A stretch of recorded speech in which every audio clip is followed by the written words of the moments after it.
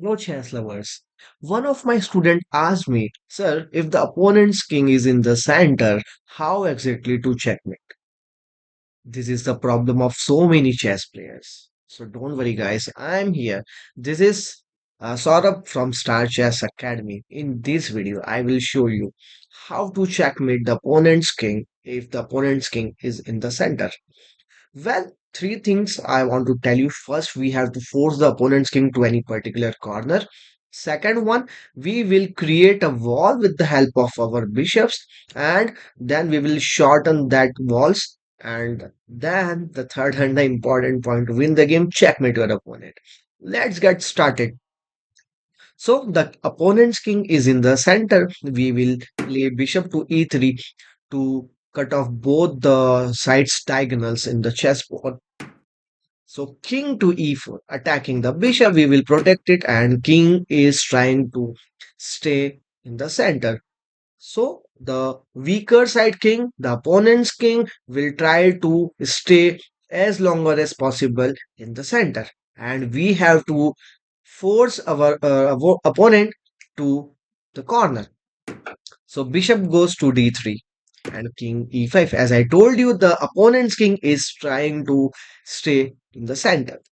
King c3, king d5, some waiting moves. We can also play some waiting moves to check whether side the opponent is going to the right side or the left side.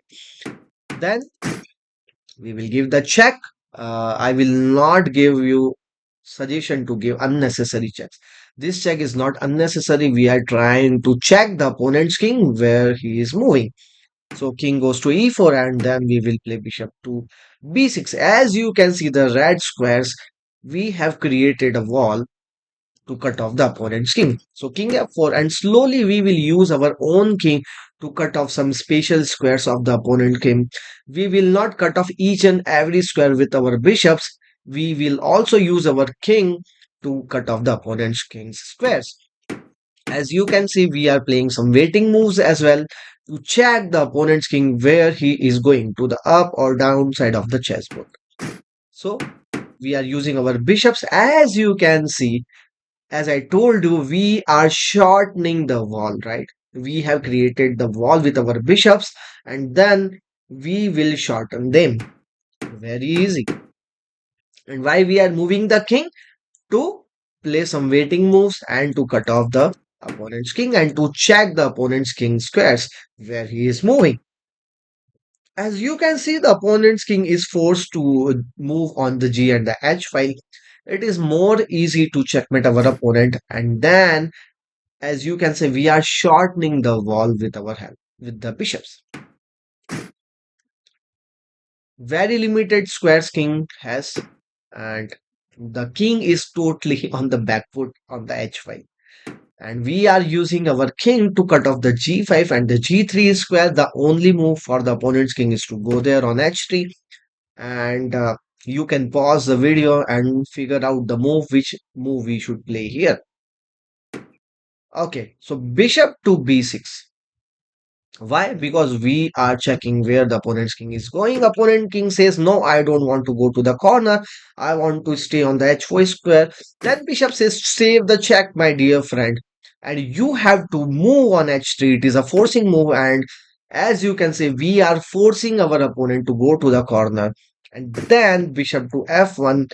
These two bishops are monsters controlling these light squares and the dark squares. The king is forced to move to the h2 and this king is very near to the h1, and definitely as you can see after the bishop to c5 the only square left which is king h1 and the rest moves are very easy.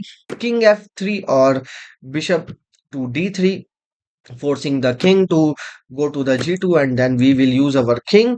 As you can see, only four squares are left for the opponent's king. Already king is on one of the square g2. King can go to h2, king can go to h1, king can go to g1. So king goes to h2 and then we will use our bishop to cut off the opponent's king. Only one square is left, which is h1, and then we will use our king to f3. As you can see, this bishop is not allowing the black's king to go here. So only move is king to h2, and then we will correct the place of our king. king to f2, the king is forced to the corner, and white to play checkmate in two moves.